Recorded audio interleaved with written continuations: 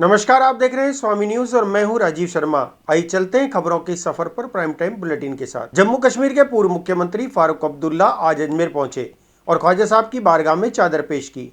उनका कहना था कि ख्वाजा साहब की दरगाह से हमेशा अमन और भाईचारे का संदेश मिलता है। इससे पूर्व मीडिया से बातचीत करते हुए फारूक अब्दुल्ला ने कहा कि नेशनल कॉन्फ्रेंस और भारतीय जनता पार्टी एक साथ नहीं हो सकते। उन्होंने भाजपा पर तंज कसते हुए कहा कि वह नफरत फैलाने वालों के साथ नहीं है। दुआ करने आया हूँ, अल्लाह हमारी रियासत को ठीक रखे, अमन रहे, तरक्की हो और बर्फ़ पड़े हमारे पहाड़ों पे। बर्फ़ की बहुत कमी है, इसकी हमें ज़रूरत है तो पानी की कमी हो जाएगी। जी, राजौरी में जो मुल्क में भी दुआ करता हूँ कि मुल्क में अमन रहे, भाईचारा रहे। राजौरी में जो हुआ है 15 मौतें हो चुकी है अब तक। ये वो एक वायरस फैली हुई है जिसके बारे में ये मालूम कर तहकीकात कर रहे हैं कि वो कौन सी वायरस है, क्या है। सारे लगे हुए हैं उस पर जो उसको देख रहे हैं। जी, देश के प्रधानमंत्री नरेंद्र मोदी ने टनल का उद्घाटन किया, उसके बाद उमर अब्दुल्ला ने उनका अभिनंदन किया, उनकी तारीफ भी की। उसको लेकर कई मायने निकाले जा रहे हैं। कई लोग कह रहे हैं नेशनल कॉन्फ्रेंस और बीजेपी एक हो चुकी है। ये कभी नहीं हो सकता, हम कभी एक नहीं। जिला बार एसोसिएशन अजमेर द्वारा आज प्रेस वार्ता का आयोजन किया गया। बार एसोसिएशन के नवनियुक्त अध्यक्ष अशोक रावत ने जानकारी देते हुए बताया कि शनिवार 18 जनवरी 2025 को न्यायालय परिसर में नवनियुक्त कार्यकारिणी का सम्मान समारोह और पोस्ट बड़ा कार्यक्रम आयोजित किया जाएगा। इस कार्यक्रम में बार एसोसिएशन के सभी सदस्यगण तथा न्यायिक अधिकारीगण सम्मिलित होंगे। इस अवसर पर अध्यक्ष अशोक रावत ने सभी से कार्यक्रम में भाग लेने की अपील भी की। आप सभी को नमस्कार। जिस प्रकार से हमारी 2024-25 की नवनिर्वाचित जिला कार्यकारिणी का जो 18 जनवरी 12:15 बजे हमारे जिला बार एसोसिएशन का और न्यायालय परिसर में शपथ ग्रहण समारोह और पोस्ट बड़ा का कार्यक्रम रखा गया है। उसमें हमारे बार बेंच का साथ में ही हमारे जो राजस्थान सरकार के प्रतिनिधि है उनको भी आमंत्रित किया है, क्योंकि जिस प्रकार से संयोगिता नगर में हमारी जो कोर्ट की नई बिल्डिंग बन रही है उसमें हमारे चेंबर्स की भी हमें आवश्यकता है और अतिरिक्त बजट की आवश्यकता है। तो अतिरिक्त बजट के लिए भी हमने हमारे जो राजस्थान सरकार के जो प्रतिनिधि है और उनको भी हमने आमंत्रित किया है। लॉ मिनिस्टर को भी किया है, हमारे विधानसभा के अध्यक्ष देवनानी जी है, हमारे विधायक अनिता जी है, हमारे राज्य मानवाधिकार के आयोग जस्टिस GR मूलचंदानी जी भी है, हमारे बार काउंसिल राजस्थान के अध्यक्ष भुवनेश जी शर्मा जी है और हमारे बार काउंसिल के मेंबर हमारे कपिल जी, योगेंद्र जी। इस प्रकार से जो हर वर्ष की भांति ये कार्यक्रम हम रखते हैं पोस्ट बड़ा का और इसका। तो आप के माध्यम से मैं बताना चाहता हूं कि जिस प्रकार हमारे अधिवक्ताओं के हितों के लिए, हमारे अधिवक्ताओं के वेलफेयर के लिए हमें अधिवक्ता भवन की भी आवश्यकता है। हमारे अधिवक्ताओं को जो अधिवक्ता कॉलोनी भी हमें मिले उसकी भी हम मांग करेंगे। और हमारे जो नई बिल्डिंग में चेंबर्स है उसका जो अतिरिक्त बजट है 16 करोड़ 30 लाख रुपए, उसकी भी हमने मांग करी है और कल भी हम मांग करेंगे। तो जो हमारे अधिवक्ताओं के जो सारे कार्य हैं और अधिवक्ता हितों के लिए हमने सरकार के नुमाइंदों को भी बुलाया और हमारा जो हर वर्ष की बात है जो पोस्ट बड़ा का इसका कार्यक्रम है वो भी हम करेंगे। 12:15 बजे से 2 बजे तक का ये कार्यक्रम रहेगा। इस प्रकार से ये सर कब है ये प्रोग्राम? जनवरी शनिवार कल 12:15 बजे से 2 बजे तक के बीच में ये कार्यक्रम रहेगा। न्यायालय परिसर में यही रहेगा। भाई साहब 2025 इस प्रकार से क्या सौगात आप नहीं देना चाह रहे? हम हमारी कार्यकारिणी आने के बाद में हमारी जो लगातार हम हमारे अधिवक्ताओं के हितों के लिए और हमारे जो न्यायालय में जो नई बिल्डिंग के लिए है हुआ चैम्बरों के लिए हमने कार्य कर रहे हैं। वेलफेयर के जो कार्य है वो हम कर रहे हैं और उसके अलावा जो अधिवक्ताओं को ADSA कॉलोनी की भी हम मांग कर रहे हैं। जिस प्रकार से संभाग मुख्यालय है हमारा अजमेर, तो यहाँ अधिवक्ता भवन भी हमारा बने जिससे राजस्थान लेवल की यहाँ राजस्व जो कोर्ट है उसके अलावा संभाग के लोग यहाँ आते हैं तो अधिवक्ताओं को अधिवक्ता भवन मिले। हमारे जो टोल मुक्त की भी हम बात कर रहे हैं कि हम सरकार को कहें कि भाई हमारे ब्यावर, किशनगढ़ और राजस्थान हाईकोर्ट में अधिवक्ता जाते हैं तो उनको भी टोल फ्री भी किया जाए। इस प्रकार से हमारे कई धरातल पे काम है। इसके अलावा हमने जिस प्रकार अभी वेलफेयर को लेकर के और हमारी जो सदस्यता शुल्क को लेकर के भी हमने जनरल हाउस बुलाया है, उसमें भी कई निर्णय हुए। आगे भी हम वेलफेयर को लेकर के अधिवक्ताओं हितों के लिए लगातार काम करते रहेंगे। हमारी पूरी कार्यकारिणी, सेक्रेटरी साहब और हमारी समस्त कार्यकारिणी मिल करके और हम इस कार्य को आज तिब्बती युवा कांग्रेस के कार्यकर्ताओं की एक रैली जो अरुणाचल प्रदेश से रवाना हुई थी, अजमेर पहुंची। रैली के अजमेर के कलेक्ट्रेट पहुंचने पर सर्वधर्म के लोगों ने उनका भव्य स्वागत किया। रैली के सदस्य तिब्बती स्वतंत्रता और मानवाधिकारों के प्रति अपनी प्रतिबद्धता को व्यक्त करते हुए अजमेर पहुंचे और इस अवसर पर तिब्बत के मुद्दे पर जागरूकता फैलाने के लिए भी अपनी भावनाओं को साझा किया। मेरे नाम गोबो दुंजुम और मैं तिब्बती युवा कांग्रेस का अध्यक्ष। ये बाइक रैली जो है हम तिब्बती यूथ कांग्रेस ने 22 नवंबर को हमारा भारत और तिब्बत का सीमा वो भी अरुणाचल प्रदेश का स्थित गुमला से हमने शुरू किया है। ये पूरा भारत भ्रमण करने का यात्रा है। हम 20 से ज़्यादा भारत के राज्य में हम तय करके इसका मुख्य संदेश जो है तिब्बत की आज़ादी, भारत की सुरक्षा और विश्व का शांति के लिए आज हमारे यहाँ हम अजमेर में पहुँचते हुए सब धर्म का हमारे भाई हमके स्वागत के लिए जुड़ा हुआ है। हम सभी को बहुत आभारी, बहुत धन्यवाद, हमें बहुत खुश हुआ है। इसी के नाते हम सब धर्म मिलकर विश्व को शांति लेना, विश्व को भाईचारा लेना, विश्व को प्रेम लेना हम सब का मकसद है। इसी के साथ साथ में यही संदेश हम ग्लोबली हम ये संदेश देना चाहते हैं। कहाँ से निकली है रैली और कहाँ? अरुणाचल प्रदेश से तवांग डिस्ट्रिक्ट से हमने निकालेंगे 22 नवंबर को। आज हमारे 58 डेज है। इसका समापन जो है दिल्ली, राजधानी दिल्ली में 22 जनवरी को करने के लिए जा रहा है। कितने राइडर? मेरे नाम गोपो दुंजुम और मैं तिब्बती यूथ कांग्रेस का अध्यक्ष। कितने राइडर है सर? हमारे यहाँ पे 12 राइडर्स है और एक हमारी गाड़ी है। पूर्व मिलाकर हम 16 जाना है, 16 जाना है।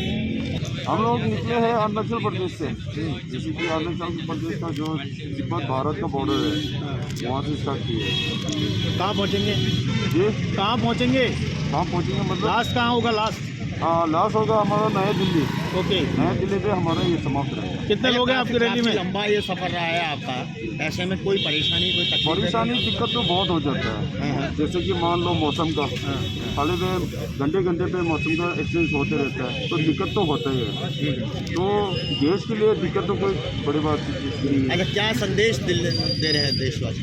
देशवासियों को कहना है, पहले तिब्बत आज़ाद देश था, अभी चीन के कब्जे में है, तो तिब्बत को मुक्ति दिलाना है। और हमारा एक नारा है, ये भारत, ये तिब्बत, तिब्बत की आज़ादी, भारत की सुरक्षा। राजस्थान सरकार के शिक्षा विभाग द्वारा 17 और 18 जनवरी 2025 को शैक्षिक सम्मेलन का आयोजन किया जा रहा है। इस सम्मेलन के अंतर्गत राजस्थान शिक्षक संघ, राधाकृष्णन और राधाकृष्णन शिक्षा सेना द्वारा अपना प्रांतीय शैक्षिक अधिवेशन आयोजित किया जाएगा। उद्घाटन सत्र आज सूचना केंद्र में संपन्न हुआ और कल भी यह कार्यक्रम जारी रहेगा। विजयनगर से आए हैं। किस सम्मेलन में ये जो राधाकृष्णन संघ का प्रांतीय सम्मेलन है, तो राधाकृष्णन संघ में शिक्षिका सेना और शिक्षक संघ, तो महिलाओं का और पुरुषों का अलग अलग है। तो सुनीता जी भाटी है, वो हमारी शिक्षिका सेना की अध्यक्ष है, और पुरुषों के लिए विजय सोरी है, वो अध्यक्ष है। और ये जो संघ है ये काफ़ी पुराना चल रहा है और इसके अंदर जो सारी मांगे वो पूरी भी होती है हमारी। और मेरी ये मांग है कि जो शिक्षकों को अपने गैर शैक्षणिक कार्यों से मुक्त किया जाना चाहिए।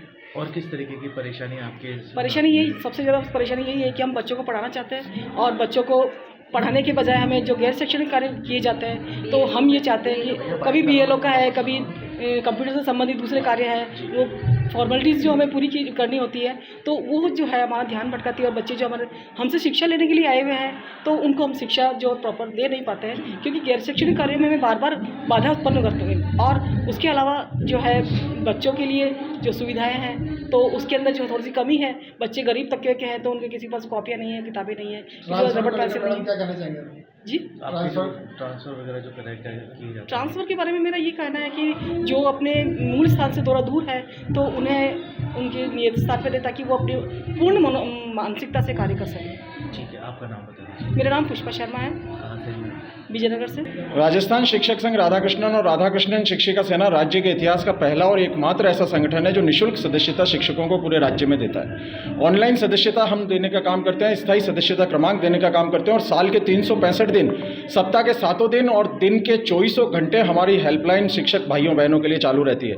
उसका परिणाम है कि शिक्षक भाइयों बहनों ने आज राज्य स्तरीय शैक्षिक सम्मेलन जो कि सूचना केंद्र अजमेर में आयोजित किया जा रहा है राज्य सरकार के आदेशानुसार, उसमें राजस्थान के प्रत्येक कोने से, प्रत्येक तहसील से, प्रत्येक विधानसभा क्षेत्र से यहाँ पर शिक्षक भाइयों और बहनों ने अपनी उपस्थिति सुनिश्चित करके इस संगठन को आशीर्वाद और साथ स्नेह सहयोग देने का काम किया है। मैं आप लोगों के माध्यम से बताना चाहूंगा, मीडिया के साथियों का धन्यवाद देना चाहूंगा जो राजस्थान शिक्षक संघ राधाकृष्णन और राधाकृष्णन शिक्षिका सेना के विभिन्न कार्यों को आम जनता तक पहुंचाता है, सामाजिक सरोकार के कार्यों को पहुंचाता है। राजस्थान के इतिहास में हमने एक नया सूरज उगाने का काम किया है, बिना किसी राजनीतिक हस्तक्षेप के, बिना किसी राजनीतिक संरक्षण के।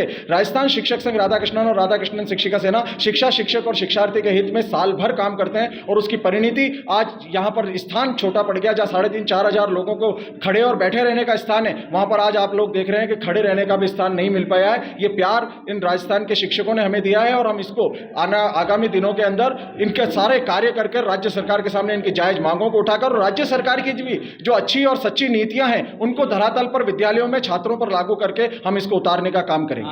वैसे क्या मांगे हैं, किन मांगों को लेकर? राजस्थान शिक्षक संघ राधाकृष्णन और राधाकृष्णन शिक्षिका सेना की जो मांगे हैं उनमें प्रमुख तौर पर हम यहाँ पर शिक्षकों की समस्याओं पर भी मंथन करेंगे और राज्य सरकार हमसे क्या चाहती है इस पर भी मंथन करेंगे। शिक्षकों की मांगे बहुत ज्यादा लंबी चौड़ी नहीं है। शिक्षकों की मांगे जो सबसे पहली प्रमुख मांग है कि स्थायी स्थानांतरण नियम बना दिया जाए। जो राजनीतिक हस्तक्षेप हमारे स्थानांतरण में होता है, शिक्षकों को डराया जाता है और मैं आप लोगों के माध्यम से खुले रूप से कहना चाहता हूं कि एक वार्ड पंच, सरपंच, प्रधान हमारे शिक्षक को हड़का देता है कि यहाँ पर नौकरी करनी है तो मैं जैसा चाहता हूँ वैसा करना पड़ेगा। ये राजनीतिक हस्तक्षेप बंद होना चाहिए। ये तभी बंद होगा जब हम स्थायी स्थानांतरण नियम बना देंगे। राजनेताओं पर भी किसी प्रकार का आरोप प्रत्यारोप नहीं आएगा कि कोई दे लेके या जान पहचान वाले का काम कराया गया है। एक नियम बन जाए, इस तरह की मांग हम यहाँ से हम करने का काम करेंगे। शिक्षक को गैर शैक्षणिक कार्यों से मुक्त किया जाए। जिस प्रकार से आप मीडिया के साथ ही जानते हैं कि शिक्षक को विद्यालय में कम और विद्यालय के बाहर के कामों में ज्यादा लगाते हैं, बीएलओ की ड्यूटी में लगाते हैं, दूसरे कामों में लगाते हैं। शिक्षक को शिक्षण कार्य के लिए नियुक्त किया गया है, उसको सिर्फ पढ़ाने का काम दिया जाए और फिर परीक्षा परिणाम कैसा रहता है ये हम आपको दिखाना चाहते हैं। इस प्रकार की हम यहां पर बात करके राज्य सरकार के सामने रखेंगे और हमारी जो मांगे हैं मैं आपके माध्यम से बताना चाहता हूं कि अनार्थिक मांगे, यानी इन मांगों को पूरा करने में राज्य सरकार का एक ढेला खर्च नहीं होगा। सिर्फ नीतिगत बात की जरूरत है,